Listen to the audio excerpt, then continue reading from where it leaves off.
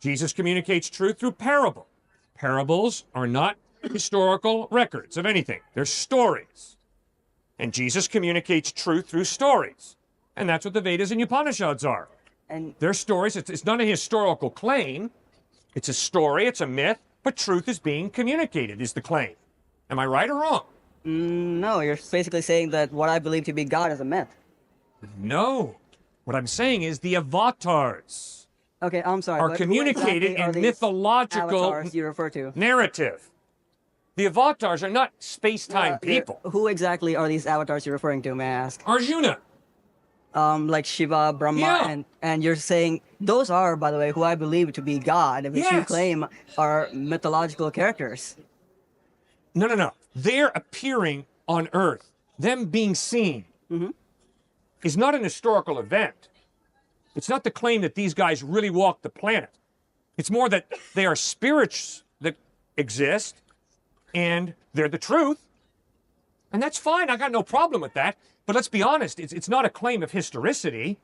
It's a claim that these spirits are true. Guess what? I've never seen God. But I believe God is true. But I would never say to you, God the Father walked on earth.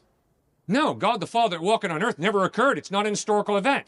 Jesus Christ, God in human form, walked on earth. Right? Okay, so the avatars of Hinduism are not historical people who are born in a town, live, and then we have the historical record of them. They're mythological figures, but the point is, truth is being communicated through myth. Right, but you then seem to be saying that truth is both true in the Upanishads and the Bible, which actually they're somewhat contradictory in some ways, at least. Oh, brilliant. Absolutely. So now, we have a truth claim in the Vedas and Upanishads. Right. We have a truth claim in the Gospels. And obviously, those two truth claims contradict each other. Well, actually, they're mostly similar, but in key details, they do differ, yes? Oh, come on. Well, all religions in the world promote good life. I mean, if I follow Yes. any religion in the world, the society would be fine. We just suck because we don't. All right. But obviously, Jesus is saying there are not many gods. Jesus stuck to the monotheism of Judaism. There's one God. He repeated the Shema of Israel. Hear, O Israel, the Lord our God is one. Now, obviously, that's not what Hinduism teaches. Right. So how do you, decide which one is more true? Well, that's what you got to do. You got to study the Vedas and Upanishads, and you got to ask, okay, is there evidence that supports the truth claims? And then you got to read the Gospels and ask yourself, is there evidence to support the truth claims of Christ? And what is the evidence that supports the truth claims of Christ? His sinless life, his incredible ethical teachings, his death on a cross, loving and forgiving his enemies, and his resurrection from the dead. Those 4 points. All right, but then that is equivalent to saying over the history of time, people who lived the way the Upanishads teach would cause just as good, good being and good life. How is it that, and secondly, why do you say that he was completely sinless? What exactly is sin? Why are you saying, you claiming that he is sinless is like saying that I have my own idea of sin and he's adhering to it. Therefore, it's your own idea, not actually Jesus's. Fascinating point. No, sin is not something that I make up. Sin, justice, goodness flow from the character of God. And according to both the Torah and the New Testament, the goodness of God is revealed in the commandments: do not murder, love, do not lie, speak the truth, do not covet, celebrate with another person all the talents they have, do not be jealous or envious, build other people up. So sin is saying, God, your definition is wrong, my definition is right. Isn't that circular argument, though? Like saying, I know that Jesus was sinless because God said so, and what God says is sinless. Therefore, there's no basis for what is and is not sinless, except for your own decision. No, the reason I answered you was because you said, Cliff, you're just making it up. No. I'm not making it up. You read the Old Testament, the 10 Commandments, the Decalogue in Exodus 20. Can I interrupt you for a second? You're saying you knew what sin is and is not based on Jesus' word, but you claim that Jesus lived a sinless life before you even had, and while he's living his life, you had no real idea of what sin is or is not. So how do you know that he lived a sinless life before he even told you? And if it's after he told you, then he can just suit it to whatever he did, and therefore he would be sinless. Jesus was a Jew. Right? And as a Jew, he believed that the 10 Commandments were from God, from his Father. And he lived up to those 10 commandments perfectly. All right. That was his definition of sinless. All right. And if I, for example, believed in something else, say, I don't know, like 5 commandments that I come up with out of top, or some other person comes up with, and I strongly believe that that is the truth, and I perfectly adhere to it to my entire life, I can claim that I have been sinless. And so can other people who, use that same argument. Just because he was Jew and he followed through what he believed does not make him sinless any more than me following through what I believe would make me sinless. Right. But Jesus, as a Jew, insisted the 10 commandments are the law of God. Right. And then he lived up to that incredibly high ethical standard. And if I insist, so what you're saying is if I insist on some incredibly high ethical standard, which again is, we don't even know what that high standard is, or if it even is ethical, and then I just, obey these laws that someone made, then you're claiming that I'm equally sinless as Jesus. I can promise you that if you espouse a very high ethical standard and then live up to that high ethical standard perfectly, I will respect you highly. That's why I respect Gandhi as much as I do. Because Gandhi lived up to a very high ethical standard very, very well, didn't he? But then... That's why I respect Gandhi. If Gandhi would have gone around with a racist attitude, if Gandhi would have gone around knocking people's legs out from underneath them, cut them off at the knees, I would not respect Gandhi as much as I do. We're coming back to, again, the argument of what is a high ethical standard, because we don't know what sin is or is not without these high standards that we aspire to, and we're making up these standards, or somebody Okay, good. is. My argument is that you understand by exercising your conscience in a rational, responsible way. You have a very good understanding of what is right and wrong. And that is why if I go up to this guy and smack him in the face, you're going to say, whoa, what are you doing? And if I go up to this guy and steal his backpack, you're going to say, whoa, what are you doing? And if I exhibit a racist attitude towards you, you're going to say, whoa, time out, what are you doing? See, you have a conscience that ties you into those 10 commandments, that ties you into the teachings of Christ, the same way I do, the same way everybody does here. I don't think you need to have a PhD in the Bible to know that the rape of a woman is absolutely wrong. I think you've got a conscience that will inform you very quickly that rape is wrong. All right, so you're saying that, for example, you stealing the backpack would be kind of as wrong, right? I think you would believe that. Right, Am I wrong? but not necessarily.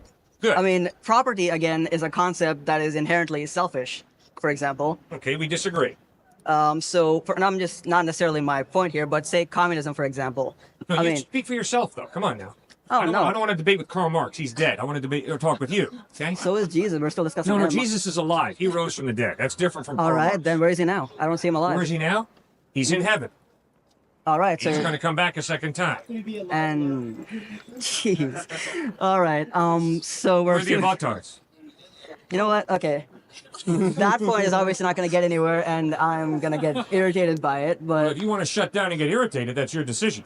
all right, fine. What are we arguing again? Because you seem to be. I think we're done. going If you off. don't know where we're talking about, I think we're No, done. I don't think we're done yet. Oh, okay. Well, then give it to me. What are you thinking? All right. So your issue of theft here, you're assuming that that's wrong, right? Yes. But that's in the case of our society. For example, if communism worked out well and the proletarian dictatorship actually, passed through and moved on to the rest of the stages of Karl Marx's supposed philosophy, would property and things like that would not exist, and there would be no such thing as you taking it from him. You're just utilizing it for whatever you need. It's not necessarily theft. No offense to Adam Smith, no offense to Karl Marx. My view of stealing his backpack as being wrong has nothing to do with communism, has nothing to do with capitalism. No offense to the U.S. Supreme Court. It has nothing to do with the dictates of the U.S. Supreme Court. The reason that I'm convinced that stealing his backpack is wrong is not because him having a backpack is selfish. Rather, he's a human being created in the image of God, which means he has dignity. Because he has dignity, I need to respect him. And one of the ways to respect him is to respect the property that belongs to him. What I'm questioning Therefore, is that stealing his backpack you seem is to- wrong. You seem to be believing that property is an inherent right to people, that people have a right to property, then property is something that belongs to me. Why can't you say that everything belongs as a society to someone? And Everything belongs to society? Everything belongs to a group of people. For example, a family, you can own stuff, and it's not really theft if people utilize it. I'm saying this idea of theft is not necessarily wrong, because the idea of theft would not necessarily exist in a different society. Okay, so good point. So what are you saying? So is this what you're saying? right and wrong are determined by culture, by society. In a sense, yes. Okay. Then I'm going to give you an illustration. Nuremberg Trials, 1945 to 1949. 24 Nazi war criminals are defended by Nazi lawyers. The Nazi lawyers inform the judges at the Nuremberg trial, you have no right to condemn these Nazi war criminals because they simply were carrying out orders. They simply were doing what their culture taught them to do. The trial shut down because those brilliant Nazi lawyers were onto something. If it's true that culture defines right and wrong, there is no way for the Allies to judge the Nazi war criminals because it was their culture who taught them that the Holocaust was good, and they were just following orders. Robert Jackson, the counsel for the American contingent, stood up and said, there is a law above the law. And because of the law above the law, we can judge these Nazi war criminals as doing something wrong. And the trial continued, and those 24 Nazi war criminals were judged as having done something wrong. Right. Does that make sense to you? Yeah, that makes sense, except that I disagree that just because someone else culturally believes that what they think is right does not necessarily entitle them to do whatever it is they want, in the sense that, for example, I have my beliefs, and as a society, the United States has a set of beliefs, and if they're not willing to carry out these beliefs because other culture, for example, the Nazis killing the Jews, is still deemed wrong in our culture, and as such, we punish them based on what our beliefs are of right and wrong, not what their beliefs are, because if we always assume that what they think is right, then we won't be able to get anywhere. But as a society, we agreed that killing the Jews is wrong, and as such, we punish them.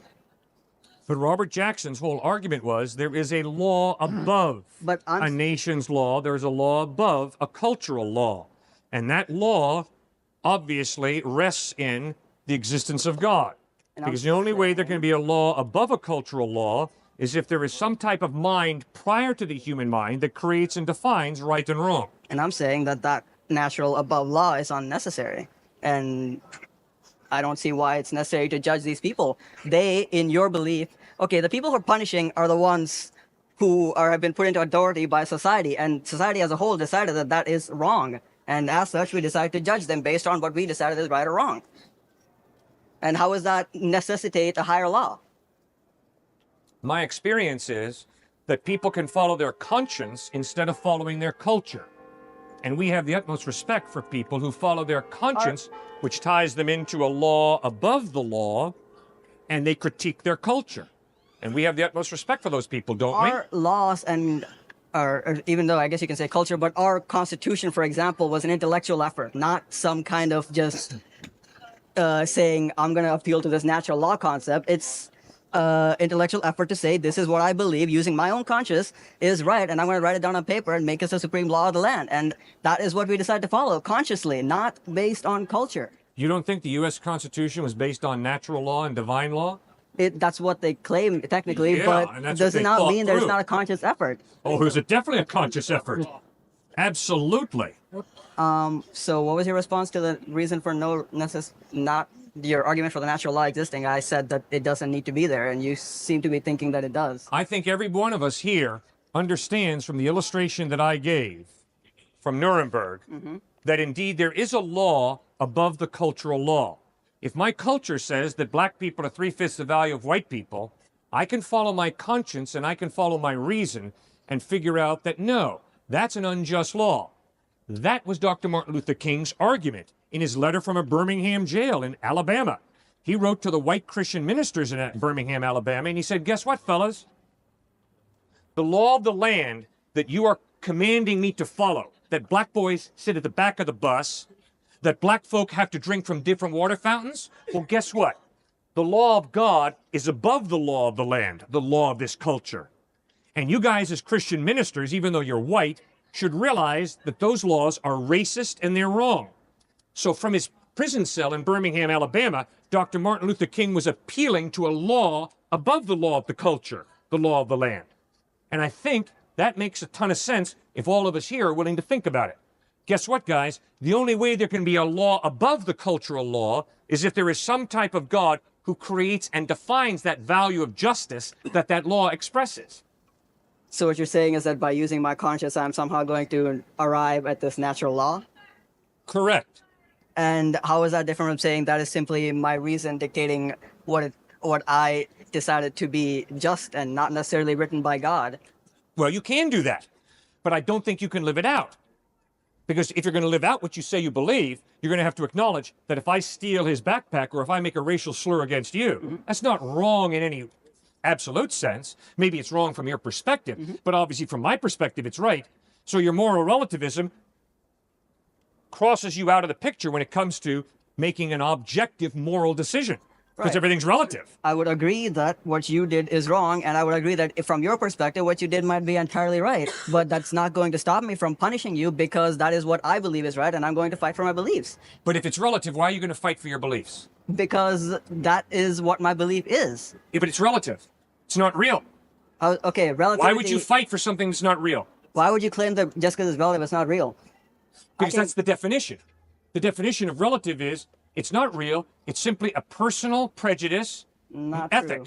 Relativity means that what can be true for me can be equally true for you. It's not true. Yes, It is not true. Have you taken a modern physics class recently, by the way? Just wondering. You cannot say that it's not true if you believe that it's relative.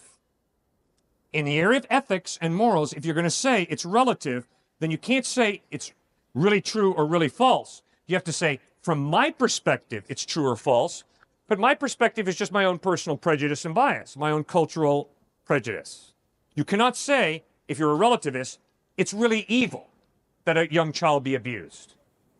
You can't say that. I'm saying And be that consistent.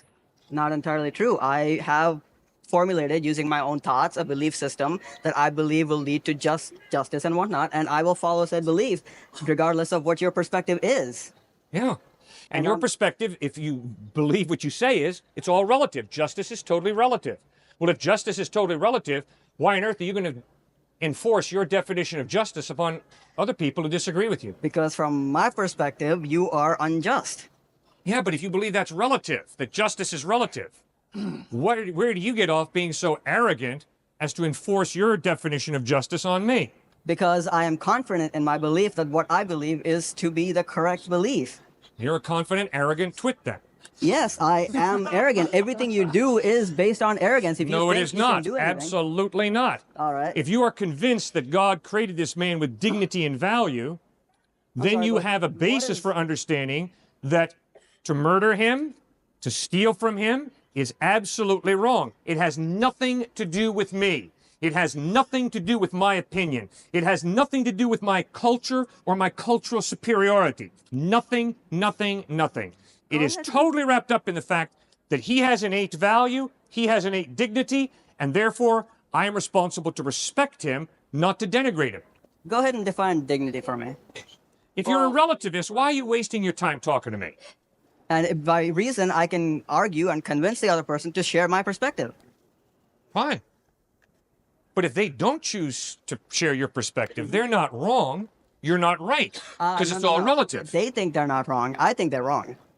Yeah, but you are enlightened enough to acknowledge that everything is relative. So because you're so intelligent that you realize that everything is relative, you understand that ultimately nobody's right and nobody's wrong. It's all relative. Which is also why nobody's going to go to hell or heaven because of what they do. But as long as I'm alive, I'm going to live the way I deem right. Okay.